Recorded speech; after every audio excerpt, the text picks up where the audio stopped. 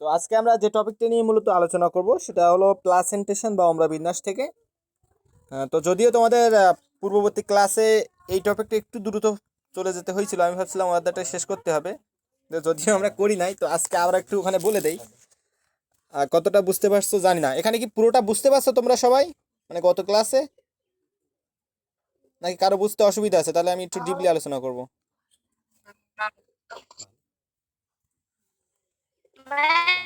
একটা কোশ্চেন ছিল। আচ্ছা, তো বুঝতে পারছো আশা করি। তো এবার দেখো আমাদের যে টপিকটা আছে এখানে দেখো, পাত পুষ্প, গর্ভ কোটি পুষ্প, গর্ভ শীর্ষ পুষ্প। তো তোমরা কিভাবে মনে রাখবা, কিভাবে করবা একটু দেখো। প্রথমে মানে রাখবা গর্ভপাত পুষ্পর যে পুষ্পাক্ষ থাকবে সেটা উত্তল হবে, অর্থাৎ যে অক্ষের উপর পুষ্পটা অবস্থান করবে সেটা অবশ্যই উত্তল হবে। এরপরে হলো যে গর্ভ কোটি পুষ্পর ক্ষেত্রে পুষ্পাক্ষটা হবে অবতল বা পেয়ালাকৃতির। আর গর্ভ শীর্ষ পুষ্পটা কি হবে, প্রসারিত হয়ে পেয়ালাকৃতি ধারণ করবে। তাহলে নিশ্চয় আকার কটা বুঝতে পারছো। এবার দেখো গর্ভ পাত পুষ্প, গর্ভ কোটি আর গর্ভ শীর্ষ।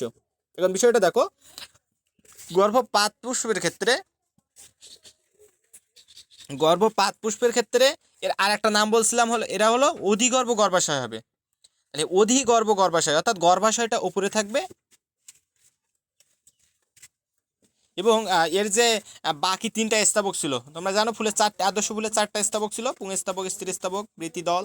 তো এইখানে যে বাকি যে স্তবকগুলো থাকবে সেই স্তবকগুলো থাকবে কোথায়, নিচে।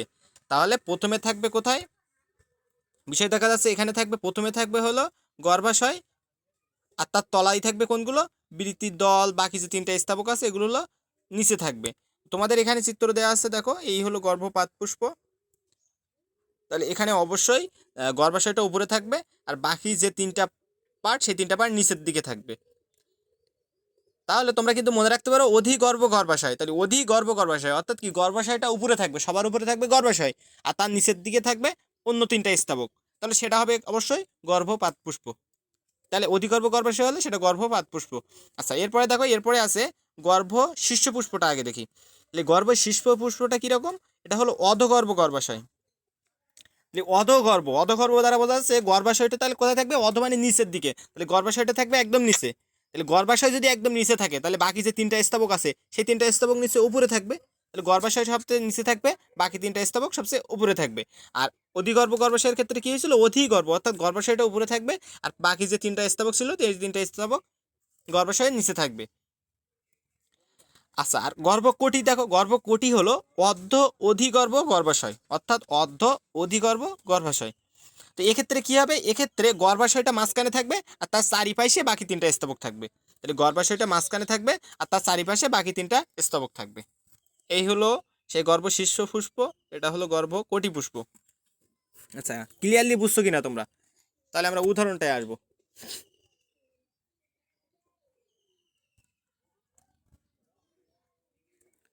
বুঝতে অসুবিধা আছে কারো? না ভাইয়া, না ভাইয়া। আচ্ছা, তো এবার আসি আমরা উদাহরণের দিকে। উদাহরণটা কিন্তু এখান থেকে কিন্তু প্রচুর ইম্পর্টেন্ট এই জিনিসটা, এই কারণে কিন্তু আমি গত ক্লাসেও একটু বলছি, আবারও কিন্তু বলছি, কারণ এই টপিকটা কিন্তু প্রচুর ইম্পর্টেন্ট, মাথায় রেখো। এখানে হলো দেখো, এবার আসি সরিষা, জবা, ধান ফুল, অর্থাৎ গর্ভপাত পুষ্পর সরিষা, জবা, ধান ফুল। আর গর্ভ শীর্ষ পুষ্পর ক্ষেত্রে দেখো কুমড়া, পেয়ারা ফুল। তো এটা কি ছিল, অধগর্ভ গর্ভাশয়। অধগর্ভ গর্ভাশয় মানে কি বলছিলাম, সেটা হলো নিচে থাকবে, গর্ভাশয়টা নিচে থাকবে। তো তোমরা এই উদাহরণটা মনে রাখার টেকনিক দিচ্ছি, কিন্তু এবার মনে রাখার টেকনিক মনে রাখবে, অধগর্ভ গর্ভাশয় বলতে বোঝাচ্ছিলাম নিচে থাকবে, তাহলে এটা কিসে থাকবে, মাটির উপরে থাকবে। তাহলে দেখো কুমড়া, পেয়ারা ফুল এগুলো কি মাটির নিচের দিকে থাকছে, এইভাবে মনে রাখবা। এরপরে দেখো, এরপরে গর্ভ, এটা ছিল অধিগর্ভ গর্ভাশয় বা গর্ভপাত পুষ্প, অর্থাৎ যে সব ফুলের অধিগর্ভ গর্ভাশয় থাকে তাদেরকে কিন্তু বলা হয় গর্ভপাত পুষ্প, বুঝতে পারছো? তো এই গর্ভপাত পুষ্পটা তোমরা বুঝে নিবা, অর্থাৎ যেহেতু একটা আরেকটার উল্টো, এটা হলো অধিগর্ভ আর এটা হলো গর্ভপাত, একটা আরেকটা কিন্তু উল্টো। তাহলে এখানে অধিগর্ভ গর্ভাশয় মানে কি, এটা উপরের দিকে থাকবে। তাহলে দেখো সরিষা, জবা, ধান ফুল এগুলো সব উপরের দিকে থাকছে, বুঝতে পারছো? এইভাবে মনে রাখবে, এটা হলো মনে রাখার জন্য। এভাবে ছন্দ ছাড়া এভাবে মনে রাখলে কি হবে, তোমাদের মানে কোনো ছন্দ মুখস্থ করা লাগলো না, একটু টেকনিক্যালি মাথায় থাকবে, এটা উত্তম হবে আশা করছি। আর এরপরে দেখো গর্ভকোটি পুষ্প। গর্ভকোটি কি পুষ্প, গর্ভকোটি অর্থাৎ গর্ভকোটি পুষ্পটা কীভাবে মনে রাখবে, দেখো সিম, গোলাপ ফুল। তো তোমরা গোলাপ ফুলটা কি গোলাপ ফুলটা বুকের মাঝের দিকে ধরে রাখে না সবাই, তো এক্ষেত্রে এই যে ধরে রাখার জন্য তাহলে মনে রাখবে এটা মাঝখানের দিকে, তাহলে অর্থাৎ এটা হলো গর্ভক কটিপুষ্প। অর্থাৎ যেহেতু মাঝখানের দিকে ধরছি তাহলে এটা ওই কি ডিম্বাশয় মাঝখানে, মানে ডিম্বকটা মানে গর্ভাশয়টা মাঝখানে ছিল, তার চারপাশে 3টা স্তবক ছিল, অর্থাৎ মাঝখানের দিকে ছিল। তাহলে এইভাবে মনে রাখবে সিম গোলাপ ফুল। এভাবে মনে রাখলে আশা করি কিছুটা উপকার হবে। এমনি সিম্পল মুখস্থ করাচ্ছে, এভাবে পড়লে কিছুটা উপকার হবে আশা করি। আচ্ছা, তো এরপরে দেখো প্লাসেন্টেশন বা অম্রাবিন্যাস। অর্থাৎ গর্ভাশয়ের ভিতরে যে টিস্যু থেকে ডিম্বক সৃষ্টি হয় সে টিস্যুকে বলা হয় প্লাসেন্টা বা অম্রা। মাথায় রেখো, অর্থাৎ গর্ভাশয়ের ভিতরে যে টিস্যু থেকে ডিম্বক সৃষ্টি হয় তাকে বলা হয় অম্রা বা প্লাসেন্টা। মাথায় রেখো, গর্ভাশয়ে যে টিস্যু থেকে ডিম্বক সৃষ্টি হয় তাকে বলা হয় প্লাসেন্টা বা অম্রা। আর এই যে গর্ভাশয়ের ভিতরে যেই প্লাসেন্টার বিন্যাস বা অম্রার যে বিন্যাস সেই পদ্ধতিকে বলা হয় অম্রা বিন্যাস। এখন কথা হলো, এখানে দেখো অম্রা বিন্যাস কয়েক ধরনের হয়, বিভিন্ন প্রকারের হয়। এখন আমরা সেগুলো একটু একটু করে পড়বো, এবং তোমরা জানো এই অধ্যায়ের কিন্তু এমসিকিউগুলো অনেক ইম্পর্টেন্ট। তো দেখো প্রথমে আছে মার্জিনাল বা এক প্রান্তীয়। মার্জিনাল বা এক প্রান্তীয়, তো এর উদাহরণগুলো তোমরা কীভাবে মনে রাখতে পারো? আচ্ছা, মার্জিনাল বা এক প্রান্ত বিষয়টা কীরকম সেটা যদি তোমাদের বলি, তাহলে একটু আগের পেজে যেতে হয়। এইখানে দেখো এই যে গর্ভাশয় চিত্রটা, না সরি এটা হচ্ছে অম্রা, এটা অম্রা। এই যে অম্রা চিত্রটা এটা হলো মার্জিনাল বা কি বলছিলাম, অম্রা বিন্যাস। মার্জিনাল বা সরি এক প্রান্তীয়, মার্জিনাল বা এক প্রান্তীয়। মার্জিনাল মানে মার্জিনাল কথাটা কিন্তু বোঝায়, মার্জিনালাইজ করা বলতে বোঝায় তাকে এক ঘরে করে দেওয়া বা এক কোণ করে দেওয়া, বুঝতে পারছো? তাহলে এটা দিয়ে মনে রাখবে মার্জিনাল বা এক প্রান্তীয়, অর্থাৎ মার্জিনালের আরেক নাম হলো এক প্রান্তীয়। তো মার্জিনাল অম্রা বিন্যাসটা ঠিক এরকম, অর্থাৎ এক্ষেত্রে কী হবে, এক প্রকোষ্ঠ বিশিষ্ট গর্ভাশয় হবে, এবং এর এক কিনারায় কী থাকবে, এক কিনারায় এই যে মানে আমাদের এক কিনারার যে অম্রা বা প্লাসেন্টা ছিল সেটা থাকবে। এর ভিতরে এই যে কালো মতো পার্ট এটা হলো অম্রা বা প্লাসেন্টা, তাহলে এটা থেকে এক কিনারে বরাবর আছে, এবং এখানটা কিন্তু এক প্রকোষ্ঠ বিশিষ্ট। আচ্ছা, তাহলে আমরা আগের পেজে ফেরত যাই। এখন দেখো, এখন বিষয় হলো যে এই মার্জিনাল বা এক প্রান্তীয় উদাহরণটা কীভাবে মনে রাখবা? মনে রাখতে পারো সীমা আপা মজার লোক দিয়ে, সীমা আপা মজার লোক দিয়ে মনে রাখতে পারো। অর্থাৎ এই সীমা দিয়ে মনে রাখবা সিম, আর এই ময়াকার দিয়ে মনে রাখবা মার্জিনাল এক প্রান্তীয়, আর আপা দিয়ে মনে রাখবা অপরাজিতা, মজার দিয়ে মনে রাখবা মটরশুঁটি। বুঝতে পারছো? এইভাবে মনে রাখবা। তাহলে সি দিয়ে মনে রাখবা, আবার বলছি সিম, মা দিয়ে মনে রাখবা মার্জিনাল বা এক প্রান্তীয়, আপা দিয়ে মনে রাখবা অপরাজিতা, আর মজা দিয়ে মনে রাখবা মটরশুঁটি। এটা বারবার প্র্যাকটিস করতে করতে তোমাদের হয়ে যাবে। ছন্দগুলো আমারও তো প্র্যাকটিস করতে করতে মুখস্থ হয়েছে, আমার তো একদিনে হয় নাই। এরপরে আছে দেখো একজাইল বা অক্ষীয়। একজাইল বা অক্ষীয় চিত্রটা আমরা দেখে আসি, তোমাদের দেখাই দিই। এই দেখো একজাইল বা অক্ষীয় অম্রাবিন্যাস। এই একজাইল বা অক্ষীয় অম্রাবিন্যাসের ক্ষেত্রে কী হবে, গর্ভাশয়টা এক বা একাধিক প্রকোষ্ঠে বিভক্ত থাকবে, এবং তার প্রত্যেকটা কক্ষের মাঝখানে থাকবে হলো প্লাসেন্টা। তোমরা দেখো এখানে কিন্তু এক বা একাধিক অনেকগুলো প্রকাশে দেখো মাঝখানতে ভাগ করে দিচ্ছে, অর্থাৎ অনেকগুলো প্রকাশে বিভক্ত করা, এবং এর কিন্তু কি মাঝখানের দিকে কিন্তু দেখো সেই কালো মতো করে মানে অম্রা বা প্লাসেন্টাটা কিন্তু মাঝখানের দিকে আছে।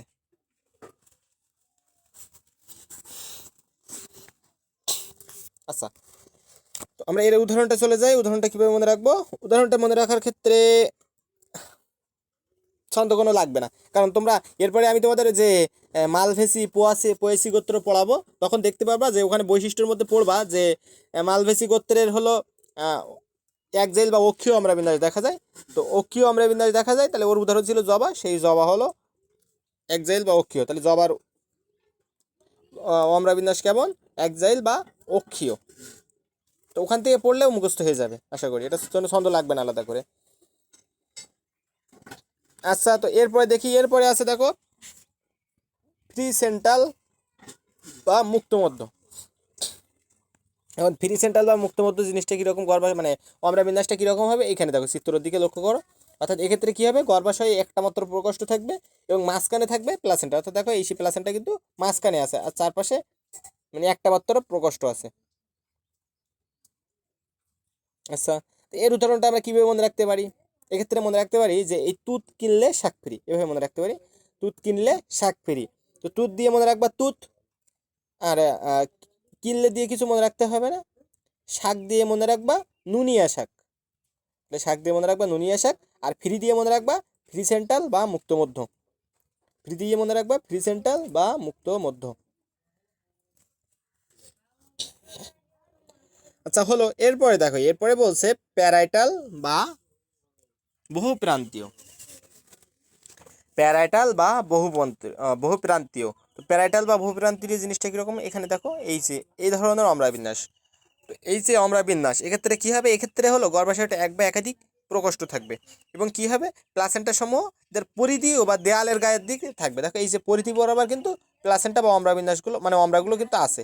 এই যে মানে যে ভিভি আকৃতির দেয়া যেগুলো, ওটাগুলো হলো প্লাসেন্টা বা অমরা। তো এই অমরাগুলো কী থাকবে, প্রাচীর, দেহ প্রাচীর, মানে ওর যে প্রাচীর বা ওর যে পরিধি বরাবর কিন্তু এগুলো অবস্থান করবে।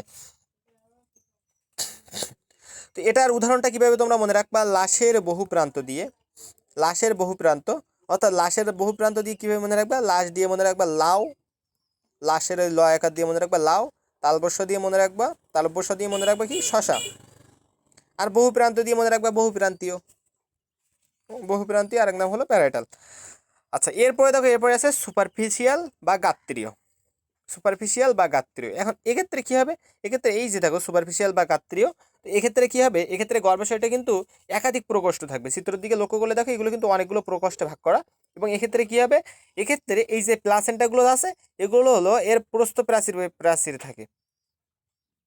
প্রস্থ প্রাচীর বলতে দেখো এই যে গর্ভাশয়গুলো থাকে এই সব প্রাচীর বরাবর কিন্তু আছে, প্রস্থ প্রাচীর বরাবর। তো এক্ষেত্রে এর উদাহরণটা কীভাবে থাকবে, এখন এই যে কোনটা কীরকম আকৃতি এটা মনে রাখতে হবে না তোমাদের, তোমাদের কিন্তু এখান থেকে শুধু এক্সাম্পলগুলো মাথায় রাখতে হবে।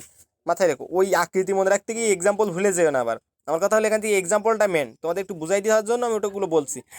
তো সুপারফিশিয়াল বা গাত্রীয়, এটার ক্ষেত্রে মনে রাখবে কি দিয়ে, পদ্মার গাত্রে শাপলা শালুক আছে, পদ্মার গাত্রে শাপলা শালুক আছে, পদ্মা দিয়ে পদ্মা, গাত্রে দিয়ে হলো গাত্রীয়, গাত্র দিয়ে মনে রাখবে গাত্রীয় বা সুপারফিশিয়াল, আর শাপলা দিয়ে মনে রাখবে শাপলা, শালুক দিয়ে মনে রাখবা,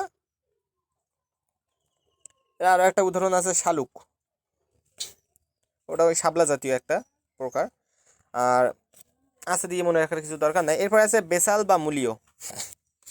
ও কী ছিল, এবার আমরা পড়ছি মূলীয়। এই মূলীয়র ক্ষেত্রে দেখো, মূলীয়র ক্ষেত্রে এই বেসাল বা মূলীয়টা এরকম, এক্ষেত্রে কীরকম হবে, এক্ষেত্রে গর্ভাশয়টা এক বা একাধিক প্রকোষ্ঠ মানে সরি এক প্রকোষ্ঠ হবে, এক প্রকোষ্ঠ বিশিষ্ট হবে। এবং এক্ষেত্রে কী হবে, এই যে প্লাসেন্টা বা অমলা থাকবে এটা হলো গর্ভাশয়ের গোড়ায় থাকবে। তো দেখো এই যে গর্ভাশয়ের গোড়া বরাবর কিন্তু আছে ওটা। আচ্ছা তো এর উদাহরণটা কীভাবে মনে রাখবা, মূলের ত্রিধারে সুদা আছে, মূলের ত্রিধারে সুদা আছে, এভাবে মনে রাখবা, মূলের ত্রিধারে সুদা আছে। তো মূল দিয়ে মনে রাখবা মূলীয়, আর ত্রিধি মনে রাখবা, ত্রিধার দিয়ে মনে রাখবা ত্রিধারা, আর সুধার দন্তস্ব রস্যু দিয়ে মনে রাখবা সূর্যমুখী, আর ধা দিয়ে মনে রাখবা ধান। এভাবে কিন্তু মনে রাখতে পারো।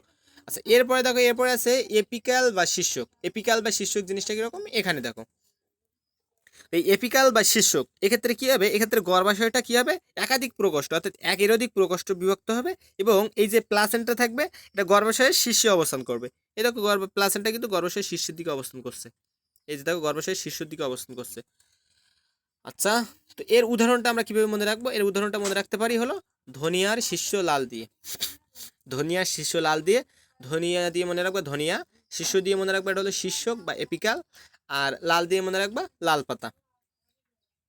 আর এই উদাহরণগুলো যদি দেখার ইচ্ছা হয় তো এই বৈজ্ঞানিক নাম দিয়ে বা এই বাংলা নাম দিয়ে গুগলে গিয়ে সার্চ দিবা এবং পিকচার্স দিলে ইনশাআল্লাহ পিকচার এসে যাবে আশা করি। এরপর আছে ফল, আমরা অমরা বিন্যাস পড়ে ফেললাম, এবার আসছি ফল। এখন দেখো প্রথমেই আসছে প্রকৃত ফল, অর্থাৎ যেসব ফলটা গর্ভাশয় থেকে সরাসরি উৎপন্ন হবে সেসব ফলকে বলা হচ্ছে প্রকৃত ফল। সেই প্রকৃত ফল কী কী, আম, জাম, লিচু, এই উদাহরণগুলো কিন্তু ইম্পর্টেন্ট আছে। তো প্রকৃত ফলের উদাহরণ কোনগুলো, আম, জাম, লিচু,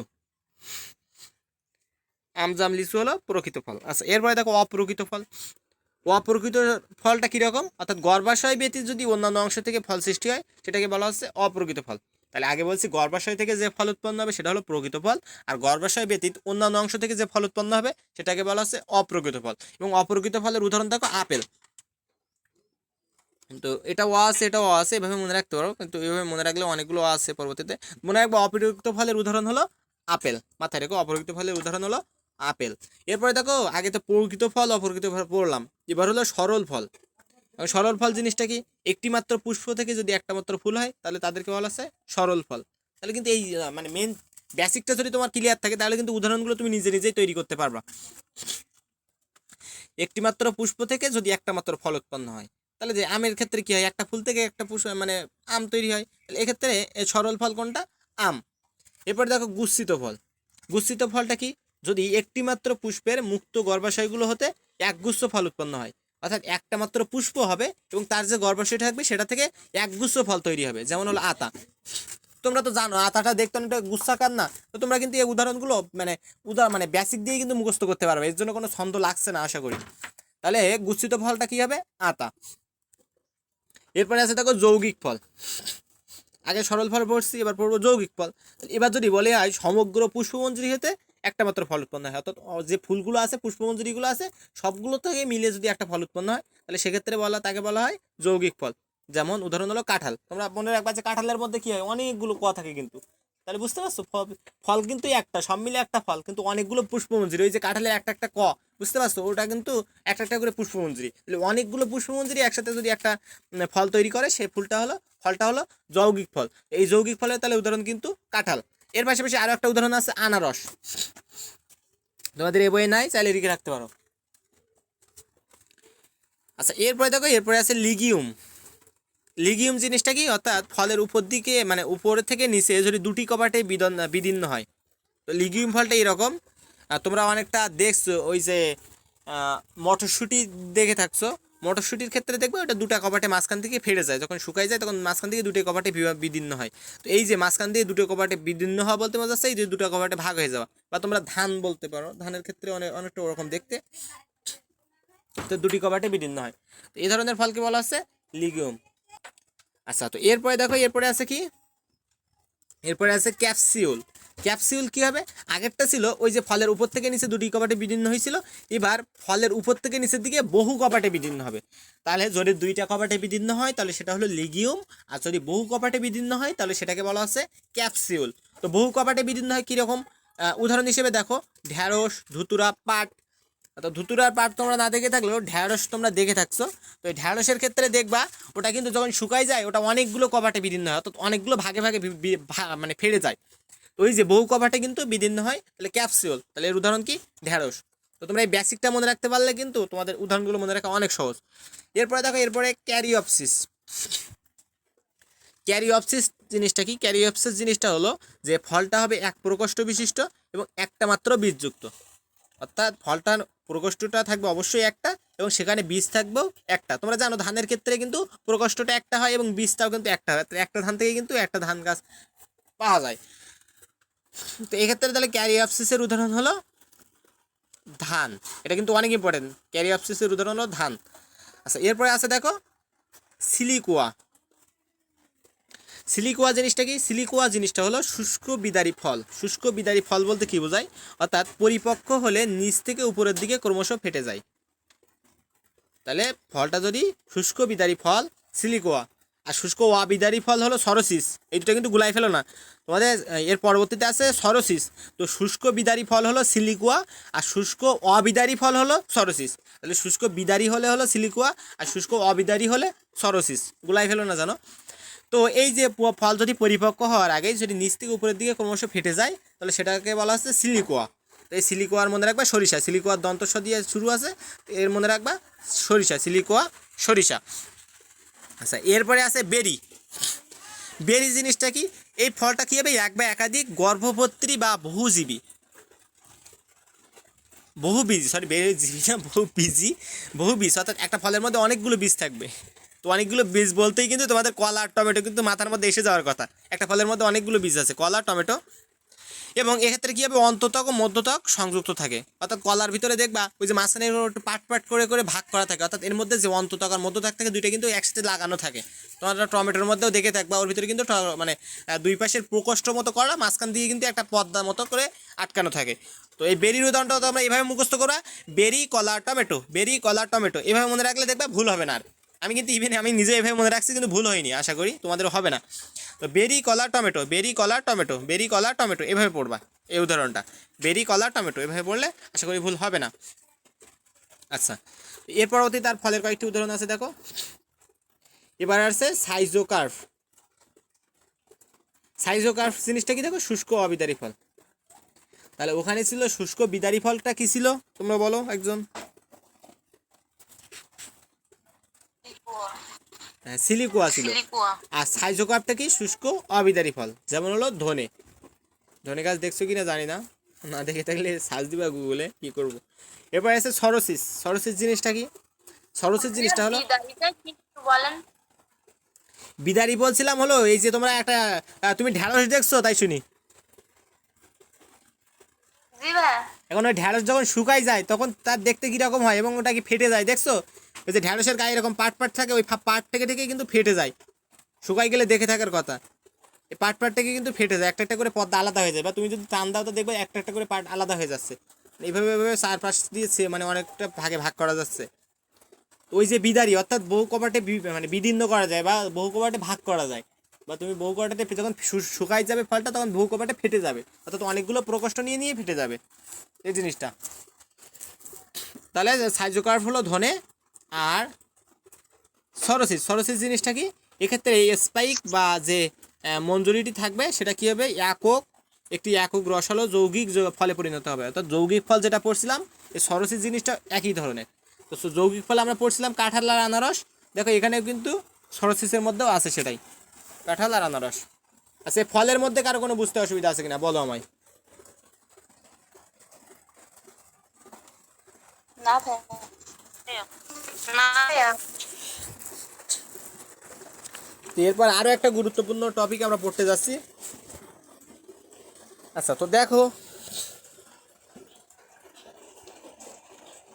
পুষ্প সংকেত। পুষ্প সংকেত অর্থাৎ আমরা পুষ্প সংকেত, তোমরা যেহেতু এই অধ্যায়টা নতুন পড়ছো তো পুষ্প সংকেত জানার কথা না। তো পুষ্প সংকেত জিনিসটা কি? পুষ্প সংকেত জিনিসটা হলো একটা পুষ্পের লিঙ্গ, বিভিন্ন স্তবক, প্রত্যেক স্তবকের সদস্য সংখ্যা, তাদের সম ও অসম সংযুক্তি, মঞ্জুরিপত্রের উপস্থিতি অনুপস্থিতি তথা প্রভৃতি তথ্য যে সংকেতের সাহায্যে প্রকাশ করা হয় তাকে বলা হয় পুষ্প সংকেত। অর্থাৎ বিষয়টা যদি আমি বলি, তোমাদের একটা পুষ্পের মধ্যে কয়টা মঞ্জুরি থাকে বা কয়টা উপমঞ্জুরি থাকে, কয়টা বিরতি থাকে, কয়টা উপবিরতি থাকে, কয়টা দল থাকে, কয়টা পুষ্পপুট থাকে, কয়টা পুংস্তবক থাকে, কয়টা স্ত্রী স্তবক থাকে, এই যে প্রত্যেকগুলো সংখ্যাগুলো আছে, এই যে জিনিসটা বলছিলাম আর কি, যে একটা ফুলের মধ্যে কয়টা মঞ্জুরি, উপমঞ্জুরি, বীতি, উপবীতি, দল, পুষ্পপুট, পুংস্তবক, স্ত্রী স্তবক থাকে, তাদের যে পুরো সংখ্যাটাকে আমরা একটা সংকেতের মাধ্যমে যদি প্রকাশ করি তাহলে সেই সংকেতটাকে বলা হচ্ছে পুষ্প সংকেত। তো এই জিনিসটা সবাই একটু মনোযোগ দিও, এটা কিন্তু তোমাদের রিটেনেও প্রয়োজন পড়বে, প্লাস বেসিকের জন্য দরকার আছে।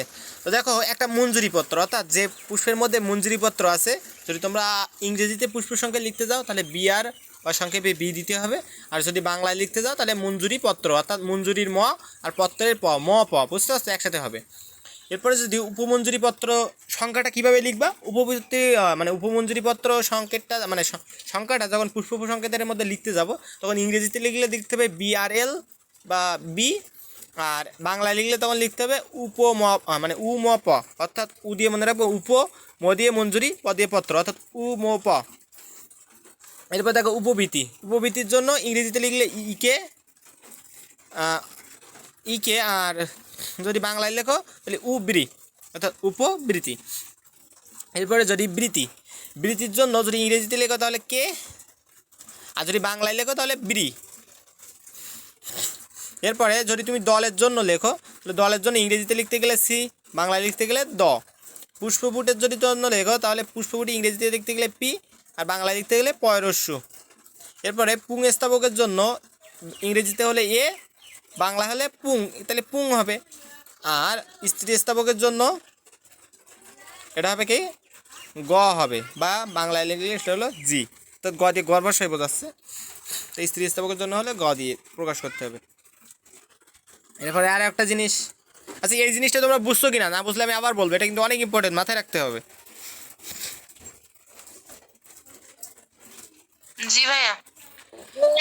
বুঝতে পারি। আচ্ছা, এরপরে দেখো, এরপরে বলছে এক প্রতিসম পুষ্পের জন্য, অর্থাৎ তোমাদের প্রতিসমতা বলছিলাম, তো এক প্রতিসম পুষ্পের জন্যই হয়, তাহলে সেক্ষেত্রে এই চিহ্নটা দ্বারা দেখো এরকম একটা তীর মতো চিহ্ন বা পার্সেন্টেজ দিয়ে আমরা এক প্রতিসম পুষ্পর সংকেতটা প্রকাশ করব। আচ্ছা, আর এরপরে বহু প্রতিসম যদি পুষ্প হয় তাহলে সেক্ষেত্রে দেখো এই যে মাঝখানে মানে এরকমভাবে একটা গোল দিয়ে মাঝখানের ভিতরে একটা প্লাস থাকবে, অর্থাৎ তোমরা আইসিটিতে করছো এক্সক্লুসিভ, তো এই এক্সক্লুসিভ চিহ্নটা অনেকটা। এরপরে দেখো, এরপরে যদি পুং পুষ্পের জন্য হয় তাহলে পুং পুষ্পের জন্য কী রকম হবে, আর স্ত্রী পুষ্পের জন্য কী রকম হবে। এখানে দেওয়া আছে দেখো, পুং পুষ্পের জন্য হয় কীরকম, এরকম দিয়ে এখানে একটা তীর চিহ্ন দিতে হয়, এটা হলো পুরুষ পুষ্প। আর স্ত্রীর জন্য এরকম দিয়ে এভাবে একটা প্লাস চিহ্ন দিতে হয়। এটা দিয়ে এরকম দিলে ওটা পুরুষ, আর এরকম দিয়ে এটা দিলে স্ত্রী। আর এখানে যদি আমি এইভাবে দেই, এরকম দিলাম, আর এখানে এরকম দিলাম, একসাথে যদি পুরুষ স্ত্রী দুইটা চিহ্নই দেই, তাহলে সেটা হলো উভলিঙ্গ পুষ্পের জন্য। তো দেখো এর পরবর্তীতে সেটাই দেওয়া আছে, উভলিঙ্গ পুষ্পের জন্য এই যে পুরুষ আছে স্ত্রীটাকে একত্রে করে দিছে।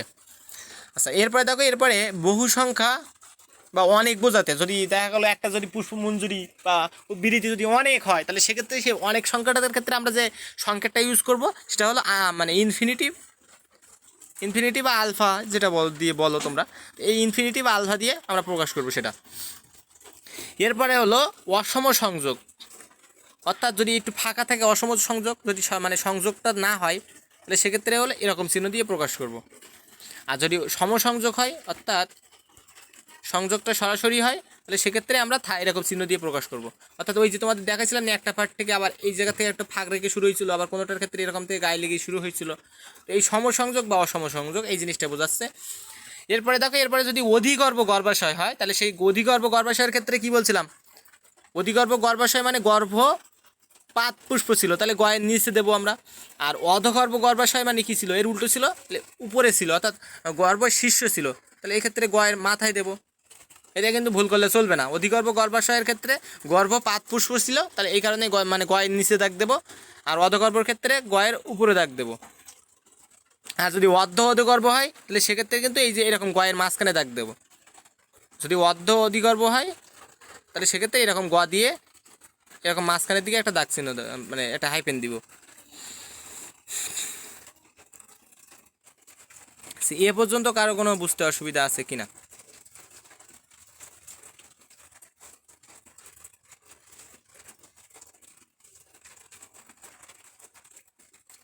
না ভাইয়া। আচ্ছা, তো দেখো এরপরে বলছে, দেখো কোনো স্তবকের সাংকেতিক বর্ণের পরে যে সংখ্যা দেওয়া হয় তা ওই স্তবকের সদস্য সংখ্যা বোঝায়। অর্থাৎ আমরা যদি এরকম দেই প দিলাম, দিয়ে যদি এইখানে দেই 5 ব্র্যাকেট দিয়ে, তাহলে বুঝতে হবে এটা হলো মঞ্জুরিপত্র কয়টা, 5টা। অর্থাৎ এই জিনিসটা এখানে বোঝানো হয়েছে যে এখানে যদি 5 দিলাম তাহলে এটা বোঝাচ্ছে মঞ্জুরিপত্র 5টা। অর্থাৎ এখানে এই জিনিসটা কিন্তু নির্দেশ করছে যে কোনো স্তবকের যদি সাংকেতিক বর্ণের পরে যে সংখ্যা দেওয়া হবে তা ওই স্তবকের মানে সদস্য সংখ্যা বোঝাবে। যেমন এখানে তোমাদের যেটা বলছিলাম ওরকম, যে মঞ্জুরিপত্র যেরকম 5 দিয়েছিলাম, ওটা 5টা মঞ্জুরিপত্র রয়েছে বোঝাবে। বিরতির পাশে যদি বিড়ি দিয়ে 5 দেয় ব্র্যাকেটে, তাহলে বোঝাবে সেখানে 5টা মানে বৃত্তাংশ রয়েছে বা বিরতি রয়েছে, এরকম।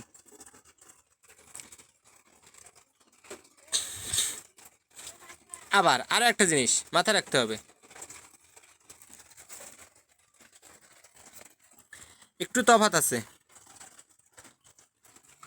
আমি যদি এরকম দেই যে বিড়ি দিলাম, তো এইখানে 5 দিলাম, এটা দিয়ে বোঝায় হলো 5টা বিরতি রয়েছে। কিন্তু আমি যদি এই জায়গায় বিড়ি দিয়ে এরকম ফার্স্ট ব্র্যাকেট দিয়ে 5 দেই, তাহলে সেক্ষেত্রে বোঝাবে কি, সেক্ষেত্রে বোঝাবে এইখানে যে 5টা বিরতি রয়েছে এরা পরস্পরের সাথে যুক্ত হয়ে আছে। অর্থাৎ এখানে যে 5টা বিরতি রয়েছে এরা এরকম পরস্পরের সাথে একটু যুক্ত হয়ে রয়েছে। বুঝতে পারছো?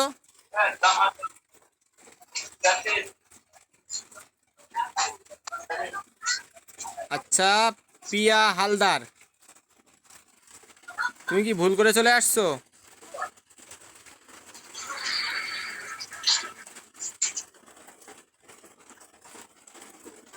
শুনতে পাচ্ছ? জি ভাইয়া। তো এটা আসলে আমার অফলাইন ব্যাচের ক্লাস চলছে, অফলাইন লকডাউন দেওয়ার কারণে আর কি অনলাইন নিতে হচ্ছে। আচ্ছা ভাইয়া, এমনি আছে।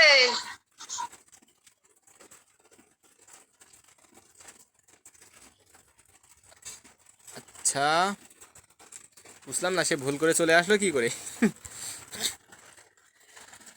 আচ্ছা, তো দেখো যেটা বলছিলাম, যদি এরকম ব দিয়ে বা এরকম 5 দিলাম, বিড়ি দিয়ে এরকম ব্র্যাকেট দিয়ে ফার্স্ট ব্র্যাকেট দিয়ে 5 দেই, তাহলে সেক্ষেত্রে বোঝাবে এখানে 5টা বৃত্তাংশ রয়েছে এবং বৃত্তাংশগুলো পরস্পরের সাথে যুক্ত। এরপরে দেখো, এরপরে আছে দেখো, এরপরে আমি তোমাদের লাইন ধরে ধরে পড়াচ্ছি কেন, তখন তোমরা এই টপিকগুলো পড়তে যাবা, তখন যাতে তোমাদের বুঝতে অসুবিধা না হয়, বা এই টপিকটা দেখে যেন মনে না হয় যে এত কী লেখা আমি পড়তেই পারবো না, বুঝতে পারছি না। এখানে কিন্তু আমি তোমাদের লাইন ধরে ধরে বুঝাই দিচ্ছি। আবার এই জিনিসটা না বুঝে যদি পরীক্ষা হলে আউটপুট না হয়, তাহলে কিন্তু ওই মাথায় পচা ডিম ফাটানো ছাড়া উপায় হবে না কিন্তু। এরপরে দেখো, এরপরে আছে কোনো দুটি বা তিনটা স্তবকের সাংকেতিক বর্ণের পরে যদি একটি করে রেখা দেয়, তাহলে বোঝা যাবে যে এদের মধ্যে অসম সংযুক্তি রয়েছে। অর্থাৎ বিষয়টা এরকম, এই যে চিহ্নটা যদি এরকম দাগ দেওয়া হয়, তাহলে বুঝতে হবে এদের মাঝে অসম সংযুক্তি রয়েছে। তো অসম সংযুক্তি জিনিসটা যদি বলি তোমাদের, অর্থাৎ এই একটা স্তবক হলো, তো এই একটা স্তবক, এর মাঝখানে এরকম করে করে চিহ্ন দিয়ে যুক্ত থাকা থাকবে। এরপরে তোমরা পুষ্পফুটের মানে সংকেত দেখতে যাবা, তো ওই ক্ষেত্রে এরকম চিহ্ন দিয়ে দেওয়া থাকবে। তো এই ক্ষেত্রে ওই চিহ্নটা দ্বারা বুঝতে হবে এটা হলো অসম সংযোগ এখানে বিদ্যমান। তাহলে যদি কোনো একটা মানে এক বা একাধিক যদি মানে স্তবকের নাম লিখে তার উপরে যদি দাগ দেওয়া হয়, তাহলে বুঝতে হবে সেখানে কি হবে, সেখানে অবশ্যই মানে অসম সংযোগ রয়েছে। আচ্ছা, তো গর্ভাশয়ের কথা তো আগেই বলে ফেললাম। আর বন্ধনীর দ্বারা তো সমসংযোগ বোঝায়, আর এই চিহ্ন দ্বারা অসম সংযোগ বোঝায়, দুইটাও বোঝানো হয়ে গেল। এরপর এবার আমরা লিখব যে কিভাবে একটা পুষ্প সংকেত লেখা যায়, কিভাবে একটা পুষ্প সংকেত লেখা যায়।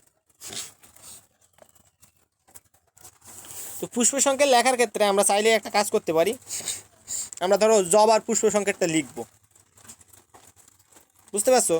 তো জবার পুষ্প সংকেতটা লিখতে গেলে আমাদের প্রথমে কি করতে হবে, দেখো প্রথমে আছে যে এখানে কি হবে, প্রথমে মঞ্জুরি পত্রের বর্ণমালা। তাহলে জবার ক্ষেত্রে কি মঞ্জুরি পত্র আছে? জবার ক্ষেত্রে কিন্তু মঞ্জুরি পত্র নাই। তো জবার ক্ষেত্রে মঞ্জুরি পত্র নাই, তাহলে আমার মঞ্জুরি পত্র লেখা লাগবে না। তাহলে আমার কিন্তু প্রথমে হিসেব করতে হবে যে সেখানে কোনো মঞ্জুরি পত্র আছে কিনা। অর্থাৎ ঠিক এই স্টাইলে আমরা দেখে আসবো, এই সিরিয়ালটা মাথায় রাখতে পারো। তাহলে প্রথমে আমরা দেখব মঞ্জুরি পত্র আছে কিনা। তাহলে জবা ফুলে আমরা যেহেতু জবা ফুল লিখতে চাচ্ছি, জবা ফুলের মানে পুষ্প সংখ্যায় লিখতে চাচ্ছি, তাহলে জবা ফুলের ক্ষেত্রে মঞ্জুরিপত্র নাই, তাহলে আমাদের মঞ্জুরিপত্র কথা আসছে না। এরপরে আসি উপমঞ্জুরিপত্র। জবা ফুলের ক্ষেত্রে উপমঞ্জুরিপত্রও থাকে না। এরপরে জবা ফুলের চিত্র দেখা মানে ওখানে বুঝতে পারবে। তো জবা ফুলের ক্ষেত্রে উপমঞ্জুরিপত্রও কিন্তু থাকে না। ধানের ক্ষেত্রে থাকে, ধানের ক্ষেত্রে মঞ্জুরিপত্র উপমঞ্জুরিপত্র থাকে, কিন্তু জবার ক্ষেত্রে থাকে না। তো এই যে জবা ফুলের ক্ষেত্রে উপমঞ্জুরিপত্র থাকে না, তাহলে এই চিন্তা আমার আর নাই। এরপরে দেখো, এরপরে আছে এই ফুলটা কি এক প্রতিসম হবে না বহু প্রতিসম হবে, সেটা লিখতে হবে। তাহলে তোমাদের জবা ফুলটা পড়াইছিলাম যে জবা ফুলটা হলো বহু প্রতিসম। তো জবা ফুল যদি বহু প্রতিসম হয়, তাহলে বহু প্রতিসমের চিহ্ন ছিল এরকম দিয়ে, মাঝখানে দিয়ে প্লাস। মনে পড়ে এইখানে দেখো, এইখানে ছিল কিন্তু যে বহু প্রতিসম হলে মাঝখানে দিতে হবে প্লাস। এইখানে দেখো বহু প্রতিসম হলে প্লাস দিতে হবে। তাহলে জবা ফুল যেহেতু বহু প্রতিসম পুষ্প, তাহলে মাঝখানে দিতে হবে প্লাস। এরপরে দেখবো হলো ফুলটা মানে যে ফুলটা থাকবে সেটা এক লিঙ্গ নাকি উভলিঙ্গ, এই জিনিসটা আমরা দেখবো। মানে যে ফুলটা আছে সেই ফুলটা এক লিঙ্গ না উভলিঙ্গ। জবা এক লিঙ্গ পুষ্প না উভলিঙ্গ পুষ্প? উভলিঙ্গ। উভলিঙ্গ। তাহলে জবা যদি উভলিঙ্গ পুষ্প হয়, তাহলে আমি বলছিলাম উভলিঙ্গ চিহ্নটা কীরকম, এরকম মাথায় তীর চিহ্ন দেবো, আবার এখানে নিচের দিকে এরকম চিহ্ন দেবো। যে গাঢ় কালার নেওয়া হয়ে গেছে এখানে এরকম হচ্ছে। তো জবা যেহেতু উভলিঙ্গ পুষ্প, তাহলে এই যে চিহ্নটা আছে দেখো, উভলিঙ্গ চিহ্নটা কিন্তু আমরা দিয়ে দিলাম। আচ্ছা, এই কিন্তু এইভাবে কিন্তু সিরিয়াল মাফিক বসাতে বসাতে আসতে হবে। এই তুমি যদি উভলিঙ্গ চিহ্নটা আগে দাও আর এই প্রতিসম চিহ্নটা পরে দাও, তাহলে কিন্তু তোমার উত্তর ভুল। এই কারণে এই পুষ্প সংকেত লেখার ক্ষেত্রে এই জিনিসটা মাথায় রাখতে হবে। মানে এই যে সিরিয়ালটা ছিল তীর চিহ্ন দিয়ে দেখাচ্ছে, এই যে সিরিয়ালটা আছে এই সিরিয়ালটা মাথায় রাখতে হবে। তাহলে প্রথমে দেখো মঞ্জুরিপত্র, তোমাদের এইখানে লেখার পদ্ধতি তো বলেই দেওয়া আছে। তাহলে প্রথমে দেবো কি মঞ্জুরিপত্র, এরপরে দেবো উপমঞ্জুরিপত্র, তারপরে দেখবো ফুলটা এক প্রতিসম না বহু প্রতিসম, এরপরে দেখবো ফুলটা এক প্রতিসম মানে এক লিঙ্গ না উভলিঙ্গ। এরপরে লিখবো এখানে উপবৃত্তির সাংকেতিক বর্ণ ও উপবৃত্তাংশের সংখ্যা। অর্থাৎ এখানে উপবৃত্তি কয়টা থাকবে, আমরা কিন্তু বৃত্তি আনছি না আগে, আমরা আগে আনছি উপবৃত্তি। তাহলে এখানে উপবৃত্তি কয়টায় থাকে না, জবা ফুলে উপবৃত্তি থাকে হলো 5টা। তাহলে উপবৃত্তি, তাহলে উপবৃত্তির ক্ষেত্রে প্রকাশ করার সংখ্যা ছিল রস্যু ব। তোমরা এখানে দেখলে বুঝতে পারবে, এই যে উপবৃত্তির ক্ষেত্রে ছিল রস্যু ব বয় রি ছিল। তো উপবৃত্তি আছে 5টা, এই 5টা থাকে কি, 5টা থাকে হলো কোনো যুক্ত থাকে না, অর্থাৎ এখানে মুক্ত থাকে 5টা। এখানে কিন্তু আমরা ফার্স্ট ব্র্যাকেট দিলাম না, অর্থাৎ এদের মধ্যে কোনো সংযোগ থাকে না। উপবৃত্তি 5টা থাকে, সে 5টা আলাদা আলাদা উপবৃত্তি থাকে। আচ্ছা, তো 1 মিনিট তোমাদের আমি চিত্রটা দেখা আসি, জবা ফুলের একটা চিত্র আছে ওইখান থেকে দেখা আসি, নাহলে তোমরা বুঝতে পারছো কিনা আমার টেনশান। এইখানে দেখো এই একটা জবা ফুল, তো জবা ফুলের দেখো এই যে বৃতি অর্থাৎ তোমাদের এই বৃতি দেখাইছিলাম, এই যে নিচের একদম এই সরু সরু সরু যে পার্ট ছোট ছোট ওইগুলো হলো উপবৃতি, আর এরপরে এসছে একটু বড় পার্ট ছিল সেটা হলো বৃতি, তোমাদের দেখাইছিলাম। আর এখানে সেই পাপড়ি ছিল 5টা, আর এখানে এই দেখো এই যে চিত্র দেওয়া আছে পুষ্পপতি, এটা জবা ফুলেরই দেওয়া আছে। তো এই বাইরের দিকে স্থিরস্থাবক, আচ্ছা পাপড়ি ভূবৃতি বৃতি, আর এই গর্ভাশয় পুংস্থাবক স্থিরস্থাবক সব আছে। আর এখানে কিন্তু এই যে মানে এখানে যে ইয়েটা থাকে কি বলছিলাম জানো, এখানে হলো যে পুংকেশরটা বউ থাকবে, অর্থাৎ আমরা এই জবা ফুলের গঠনটা পড়লে তখন আমরা বুঝতে পারবো এই জবা ফুলের গঠন আছে, গঠন পড়লে আমরা বুঝতে পারবো। মানে তো তারপরেও একটু একটু করে দেখাই দিচ্ছি, এখানে দেখো সেই বৃত্তিগুলো 5টা, মানে উপবৃত্তি একটু মুছে দেই, উপবৃত্তি দেখো 5টা, এই 5টা দেখো এই যে বাইরে একদম এই যে সাদা সাদা করে যে পার্টটা আছে এই 5টা, দেখো এই 5টা উপবৃত্তি আছে। এরা কি কোনো যুক্ত আছে না একে অপরের সাথে? এটা কি একে অপরের সাথে যুক্ত আছে? না। আচ্ছা, তো আমি একটা কাজ করি, এখান থেকে তোমাদের আরও একটু সামনে যাই, তোমাদের ওই পেজের পরে হয়তো এই চিত্রটা আছে, তো আমি ওখান থেকে বোঝাতে পারি, তাহলে আমি একটু একটু করে আগাতে পারবো। আচ্ছা, এইখানে চিত্রটা আছে দেখো, এখানে দেখো উপবৃত্তিটা কিন্তু পরস্পরের সাথে যুক্ত ছিল না। আচ্ছা, তাহলে আমি এইখানে সংকেতটা একটু নিচে লিখি, তাহলে তোমাদের সব দিক থেকে বুঝতে সুবিধা হবে।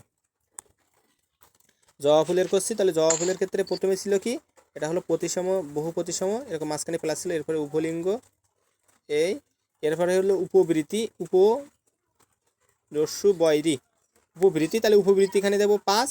কেন এখানে 5 দিয়ে ব্র্যাকেট দিচ্ছি না কেন? দেখো এখানে যে উপবৃত্তি ছিল 5টাই কিন্তু আলাদা, অর্থাৎ একে অপরের সাথে কিন্তু কোনো সংযোগ নাই এদের, এ কারণে উপবৃত্তি 5 দিছি। আচ্ছা, এরপরে দেখো এরপরে উপবৃত্তির পরে আমরা কি নেব, দেখো উপবৃত্তির পরে উপবৃত্তির সংখ্যা নিচ্ছি, তারপরে নেব কি উপবৃত্তির পরে বৃত্তির সংখ্যা, অর্থাৎ বৃত্তির সংকেত নেব এবং বৃত্তির সংখ্যা নেব। তো বৃত্তির সংখ্যা দেখো, সংকেত দেখো বয়রি, তো বৃত্তির সংকেত দেখো বয়রি, তাহলে আমরা এবার নেব কি বয়রি। তাহলে এবার জবা ফুলে কয়টা বৃত্তি থাকে? জবা ফুলে বৃত্তি থাকে হলো 5টা। তো 5টা বৃত্তি দেখো এইখানে দেখো, এই একটা বৃত্তি, এই একটা বৃত্তি, এই একটা বৃত্তি, এই একটা বৃত্তি, এই 5টা, এবং এদের মধ্যে দেখো এই যে একটা চিহ্ন দিয়ে যুক্ত করা আছে, দেখছো এরকম করে একটা চিহ্ন দিয়ে যুক্ত করে দেওয়া আছে প্রত্যেকের সাথে। দেখো এই সংযোগটাকে বলছিলাম অসম সংযোগ। তো দেখো এখানে যেহেতু উপবৃত্তিগুলো পরস্পর যুক্ত আছে, আচ্ছা পরস্পরের সাথে এরা হলো সংযোগ দেওয়া আছে, এদের যেহেতু সংযোগ আছে, তাহলে সংযোগ থাকলে এদের ক্ষেত্রে আমি তোমাদের যে সংকেতটা বলছিলাম, যদি এদের মধ্যে সংযোগ থাকে তাহলে সমসংযোগ আছে, তো সংযোগ থাকলে হলো এই চিহ্নটা দেবো। তাহলে এখানে ব্র্যাকেট দিয়ে কয়টা আছে, বৃত্তি সংখ্যা আছে 5টা, আর তাদের মধ্যে সংযোগ আছে, অর্থাৎ একটা আরেকটার সাথে যুক্ত থাকলে, এইখানে তোমাদের এইখান থেকে বোঝাই দিয়েছিলাম কিন্তু, যে একটা আরেকটার সাথে যদি যুক্ত থাকে তাহলে তাদের মাঝখানে এরকম ফার্স্ট ব্র্যাকেট দিয়ে দেবো, গেল। এরপরে দেখো উপবৃত্তি তো হলো, উপবৃত্তির পরে আমরা কি চিন্তা করব, উপবৃত্তির পরে চিন্তা করব এর মধ্যে কোনো দল আছে কিনা, অর্থাৎ দলের সংখ্যা, দলের বর্ণ প্রকাশ করব এবং সেখানে পাবলির সংখ্যা দেব। তাহলে দেখো দলের সংখ্যা এবং পাবলির সংখ্যা, তোমরা জবা ফুল যদি থেকে বাসায় প্র্যাকটিস করতে পারবে সহজে। আচ্ছা, দলের সংখ্যা এবং পাবলির সংখ্যা, তো দেখো এইখানে যে এই ব্ল্যাক করা যে পার্টগুলো, এই 5টা দেখো দল আছে, এবং কিন্তু এরা কিন্তু একে অপরের সাথে যুক্ত না, অর্থাৎ এই যে দল বা পাবলি যেটা বলো, এটা কিন্তু একে অপরের সাথে যুক্ত না। তাহলে আমরা এরপরে আছে কি দল এবং সেটা থাকবে কয়টা, 5টা। এখানে কিন্তু ব্র্যাকেট হবে না, মাথায় রেখো, এই জিনিসগুলো কিন্তু খেয়াল করতে হবে, এখানে কিন্তু 5 হবে। আচ্ছা, এরপরে দেখো পুংস্থাবক আছে, এখানে আছে দেখো, তাহলে আমাদের দল পর্যন্ত শেষ, আমরা আছি 8 নাম্বার পয়েন্টে, তোমাদের বই আছে মেলাতে পারো। তো 8 নাম্বার পয়েন্টের ক্ষেত্রে দেখো এখানে বলছে এবার হলো পুংস্থাবকের সাংকেতিক সংকেত দেব এবং সেক্ষেত্রে কী করব, পুংকেশর সংখ্যাটা দেব। তো এখানে তাহলে আমাদের দেখো পুংস্থাবক কয়টা আছে, তাহলে পুংস্থাবকের সংকেত লেখার ক্ষেত্রে পুং দেব, এবং পুংস্থাবক কয়টা আছে, এখানে পুংস্থাবক দেখো এই যে একটা একটা করে করে দেয়া, এগুলো এখানে দেখা যাচ্ছে পুংস্থাবকটা অসংখ্য থাকে, এই যে একটা একটা করে মাথায় ছত্তা মানে ব্যাঙের ছাতার মতো যে পার্টগুলো দেওয়া, দেখো ওগুলো অসংখ্য থাকে। তো এগুলো যেহেতু গোনা যাচ্ছে না, অসংখ্য থাকবে, তো অসংখ্য থাকলে তাদের ক্ষেত্রে আমরা কী বলছিলাম, আলফা দিয়ে প্রকাশ করব। অসংখ্য থাকলে আলফা দিয়ে প্রকাশ করব, এবং তোমাদের একটা কথা বলছিলাম, যদি এরা পরস্পরের সাথে যুক্ত থাকে তাহলে ফার্স্ট ব্র্যাকেট দিয়ে প্রকাশ করব। তো দেখো এরা কিন্তু একটা ব্র্যাকেটের মধ্যে কিন্তু সবগুলো যুক্ত আছে, দেখছো মানে একে অপরের সাথে সবগুলো যুক্ত আছে। তাহলে এই যে আলফাটা দিলাম, এই আলফাটা আমরা বা ইনফিনিটি দিলাম, এই ইনফিনিটি আমরা কী করবো ব্র্যাকেটের মধ্যে দেবো। তাহলে এই ইনফিনিটি পুংকেশ্বরের সংখ্যা কতটা, ইনফিনিটি অর্থাৎ অসীম সংখ্যক পুংকেশ্বর থাকে এবং সেটা পরস্পরের সাথে যুক্ত, এই কারণে আমরা ব্র্যাকেট দিয়ে দিলাম। আচ্ছা, এরপরে একটা জিনিস খেয়াল করো, এই দেখো এখানে একটা জিনিস খেয়াল করো যে এই দেখো এই যে ব্ল্যাক করা পার্টটা আর এই যে পুংকেশ্বরটা, এটা দেখো এই যে একটা তীর চিহ্ন, একটা এর মধ্যে কিন্তু পরস্পরের সাথে যুক্ত, দেখতে পাচ্ছ? এই ব্ল্যাক করা পার্টটা দেখো এখানে একটা তীর চিহ্ন দেওয়া আছে, ব্ল্যাক করা পার্টটা দেখো এখানে একটা তীর চিহ্ন দেওয়া, এটার সাথে এইভাবে যুক্ত করে দেয়া, আর এখানে দেখো ছোটো ছোটো করে এটার সাথে যুক্ত করে দেওয়া, তো একই জায়গায় দুইটা যুক্ত। তাহলে আমরা তোমাদের বলছিলাম যদি একই সাথে দুইটা স্থাবক একই সাথে যুক্ত হয় তাহলে তাদের ওপরে কি একটা দাগ দেবো বলছিলাম না, অর্থাৎ তাদের মধ্যে একটা বার দেবো ওপরে। তো এই যে দেখো তাহলে এখানে দলমণ্ডল এবং পুংকেশ্বরটা পরস্পরের সাথে যুক্ত, দেখো এখানে যে দল ছিল এবং এই যে পুংকেশ্বর ছিল এরা কিন্তু একটা ধাপের মধ্যে যুক্ত, অর্থাৎ একটা পার্টের মধ্যে যুক্ত। তাহলে আমি বলছিলাম অনেকগুলো স্থাবক যদি একসাথে যুক্ত থাকে তাহলে সেক্ষেত্রে তাদের মাথায় কী দেবো, একটা মানে বার দেবো বা একটা দাগ দেবো। তাহলে এই যে দলমণ্ডল এবং পুংকেশ্বর পরস্পরের সাথে যুক্ত সেটা আমরা বোঝানোর জন্য এর উপরে একটা দাগ দিয়ে দিলাম, মানে আমরা যে সংকেতগুলো পড়ে আসছিলাম সেই অনুযায়ী কিন্তু হচ্ছে। আচ্ছা, এরপরে দেখো এরপরে 9 নম্বর পয়েন্টে বলা হচ্ছে, দেখো 9 নম্বর পয়েন্টে বলা হচ্ছে, 9 নম্বর পয়েন্টে কী বলা হচ্ছে দেখো, 9 নম্বর পয়েন্টে বলা হচ্ছে যদি এখানে কোনো স্থির স্তবক মানে পুংস্তবক তো হয়ে গেছে, এরপরে যদি পরস্পরের সাথে যুক্ত থাকে তাহলে সেটা উপরে একটা মানে চিহ্ন দিয়ে যুক্ত করে দেবো, সেই কথাটা বলা আছে, অর্থাৎ যেটা আমরা দিয়েছি এর উপরে একটা দাগ দিয়ে দিছি। আচ্ছা, ওটা তো 8 ছিল। এরপরে 9 নম্বর এইখানে, তো 9 নম্বরের ক্ষেত্রে দেখো 9 নম্বরের ক্ষেত্রে কী হবে, এবার হলো স্ত্রী স্তবকের সংখ্যা, আমাদের পুংস্তবক হয়ে গেছে, এবার আমরা স্ত্রী স্তবকের সংখ্যা কয়টা সেটা দেবো। তো স্ত্রী স্থাবকের সংখ্যা এখানে কয়টা দেখো, স্ত্রী স্থাবক একদম ভিতরে মাঝখানে দেখো এই যে ব্ল্যাক করা পার্টটা, এই সেই স্ত্রী স্থাবক। তো স্ত্রী স্থাবকের ক্ষেত্রে এখানে দেখো স্ত্রী স্থাবকের ক্ষেত্রে আমরা সংকেতের ক্ষেত্রে কি বলছিলাম, গ দিয়ে প্রকাশ করব, স্ত্রী স্থাবক প্রকাশের জন্য গ দেবো, অর্থাৎ এটা গর্ভাশয় নির্দেশ করছে। তো মনে রাখবা জবা ফুলের গর্ভাশয় কী ধরনের ছিল, জবা ফুলের গর্ভাশয় তোমাদের পড়ে আসছি, বলো জবা ফুলের গর্ভাশয় কী ধরনের ছিল?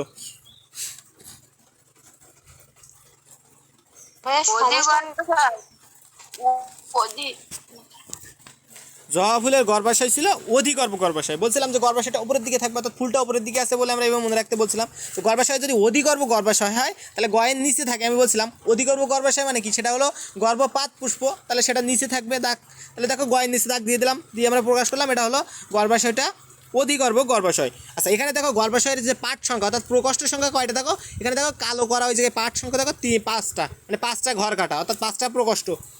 তাহলে এখানে স্থাবকের সংখ্যা কয়টা, 5টা। তাহলে আমরা গর্ভাশয়ের এই যে গয়ের পাশে কত দেবো, 5 দেবো। এবার দেখো 5 তো দিলাম, কিন্তু এগুলো কি পরস্পরের সাথে যুক্ত কি যুক্ত না? তাহলে দেখো এই যে 5টা পার্ট আছে এরা কিন্তু একটা জায়গার মধ্যে যুক্ত আছে, অর্থাৎ দেখো একটা আরেকটার সাথে যুক্ত আছে। তাহলে যেহেতু বলছিলাম একটা আরেকটার সাথে যদি সংযোগ থাকে, তাহলে যদি সংযোগ থাকে তাহলে আমরা সেক্ষেত্রে কী করবো, সেটা এরকম ব্র্যাকেট দিয়ে প্রকাশ করব। তাহলে বোঝা যাচ্ছে এখানে গর্ভাশয়টা অধিগর্ভ গর্ভাশয় এবং ব্র্যাকেট দিয়ে বোঝাচ্ছি এখানে 5টা স্তবক আছে পরস্পরের সাথে যুক্ত। আচ্ছা, আর যদি কোনো স্তবক না থাকে তাহলে সেখানে পাশে শূন্য লিখতে হবে। এই তাহলে কিন্তু আমরা একটা জবা ফুলের কিন্তু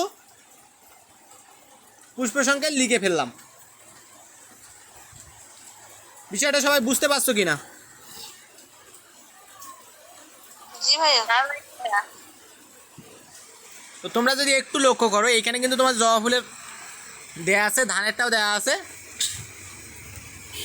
তো জবা ফুলের ক্ষেত্রে দেখো এই সেই সংকেতটা দেখছো, এভাবে কিন্তু সংকেতটা লিখতে হবে, আর ইংরেজিতে লিখলে কিন্তু সেই একই জিনিস এভাবে লিখতে হবে ইংরেজিতে।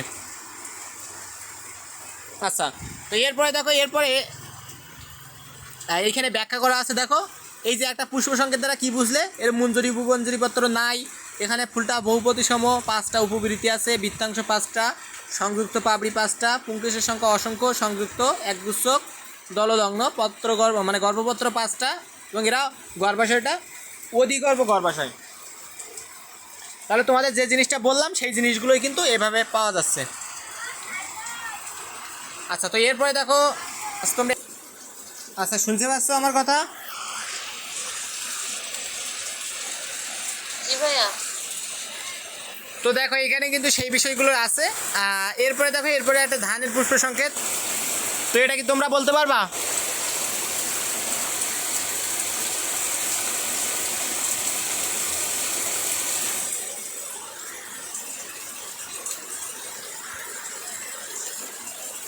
তোমাদের মধ্যে কেউ এটা পারবে বলতে?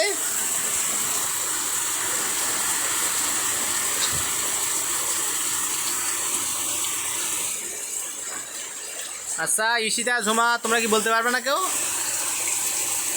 হ্যাঁ, ধানের ফুল সম্পর্কে তো বুঝতে পারছি না, এমনি বলতে পারতাম কিন্তু। আচ্ছা, তো তোমাদের একটু সহজ করে দিচ্ছি। এইখানে সব লেখা আছে, মানে এই নিচে লেখা আছে এই জিনিসগুলো, তুমি শুধু আমার বুঝাই দিবা।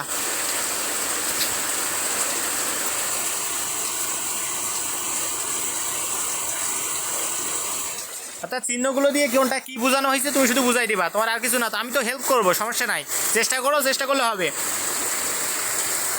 ভাইয়া ওই হচ্ছে মুখ আসে একটা, মানে ওটা মজুরিপত্র। হ্যাঁ, অর্থাৎ এখানে মঞ্জুরিপত্র থাকে। একটা, আচ্ছা, এরপরে উপমঞ্জুরিপত্রও থাকে। হ্যাঁ উপমঞ্জুরিপত্র, মঞ্জুরিপত্র থাকে, উপমঞ্জুরিপত্র থাকে, তাই হ্যাঁ। মোপা উমাপদ দিছে। হ্যাঁ, তো তারপরে ওই চিহ্নটা কি প্রকাশ করে একটু আগে পড়াইছি। তার ভাই ওটা হচ্ছে এক প্রতিসম, মানে হ্যাঁ, এক প্রতিসম এটা দিয়ে বা পার্সেন্টেজ দিয়ে, তোমাদের বলছিলাম এক প্রতিসম উভয় চিহ্ন বা পার্সেন্টেজ দিয়ে প্রকাশ করতে হবে। তাহলে এটা বোঝানো হচ্ছে যে ফুলটা হলো এক প্রতিসম। আর তারপরেও আচ্ছা, তারপরে উভলিঙ্গ কোথায়? হ্যাঁ, তারপরে আছে উভলিঙ্গ, অর্থাৎ এই ফুলটা উভলিঙ্গ, তাই উভলিঙ্গ চিহ্ন দেওয়া আছে। আচ্ছা, তারপরে ভাইয়া পু দিয়ে কি প্রকাশ করতে বলছিলাম আমরা?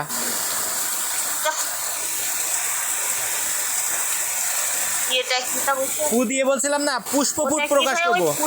মানে পুষ্পপুটের হ্যাঁ হ্যাঁ, এক্ষেত্রে কি হয়, এক্ষেত্রে সংখ্যা 2 এখানে। এক্ষেত্রে বিরিতি আর দলটা আলাদাভাবে পৃথক করা যায় না, এই কারণে এই পুষ্পপুটটা আমরা পু দিয়ে প্রকাশ করব। আচ্ছা, তো এখানে পুষ্পপুটটা থাকে, পুষ্পপুট কয়টা থাকে? 2টা থাকে। এখানে দেখো, এখানে টেপাল থাকে, টেপাল বা পুষ্পপুট থাকে 2টা। সংযোগ থাকে না। হ্যাঁ, সংযোগ থাকে না বলে ব্র্যাকেট দেইনি আমরা। এরপরে আছে পুংকেশের সংখ্যা, তাহলে পুং দিয়ে বলছি পুংকেশের সংখ্যা 6টে থাকবে। তো সেই পুংকেশের সংখ্যা ধানের ক্ষেত্রে দেখা যায় 3 + 3 করে থাকে। তো 3 + 3 করে পুংকেশের সংখ্যা থাকে, সেটা আমরা প্রকাশ করছি পুং 3 + 3 দিয়ে। আচ্ছা, এরপরে দেখো, এরপরে আছে 2 বৃত্তে সজ্জিত, এই কারণে ওই পুং দিয়ে 3 + 3 দিয়েছে। আর এখানে একটা গর্ভপত্র থাকে একটা, এবং এক্ষেত্রে গর্ভাশয়টা থাকে অধিগর্ভ গর্ভাশয়।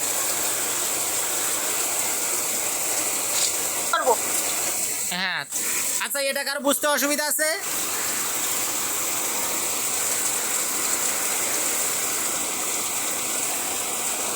কথা বলো সবাই।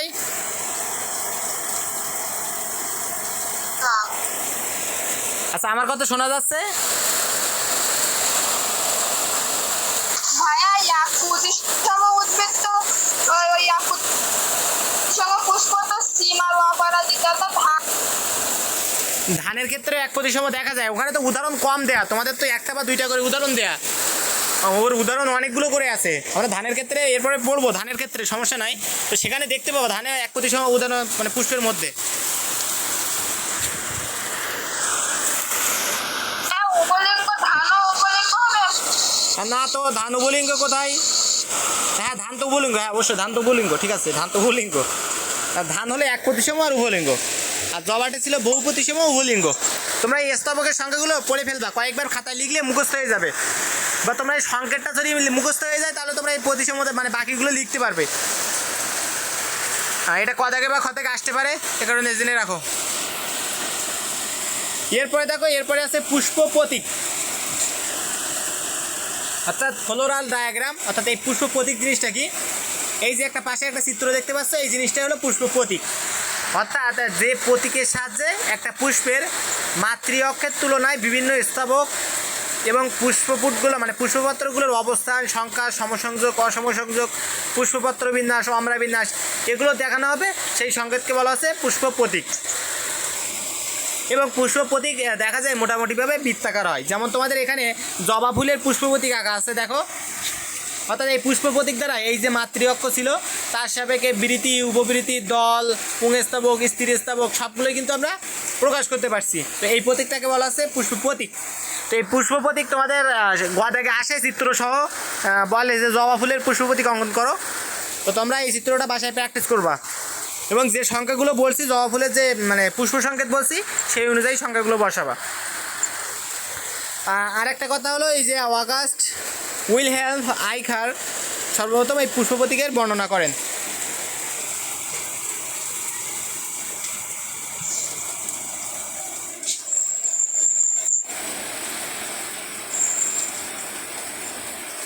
আচ্ছা, তো মাতৃঅক্ষ জিনিসটা দেখো, যে অক্ষ থেকে পুষ্পের সৃষ্টি হয় তাকে বলা হয় মাতৃঅক্ষ। যে অক্ষ থেকে পুষ্পের সৃষ্টি হয় তাকে বলা হয় মাতৃঅক্ষ। এখানে চিত্র দেওয়া আছে দেখো, এখানে চিত্র দেওয়া আছে হলো অতসী গাছের। আমাদের ক্লাসে তাপসী আছে আর অতসী গাছের চিত্র দেওয়া আছে। আচ্ছা, তো এই পর্যন্ত এই ভিডিওতে।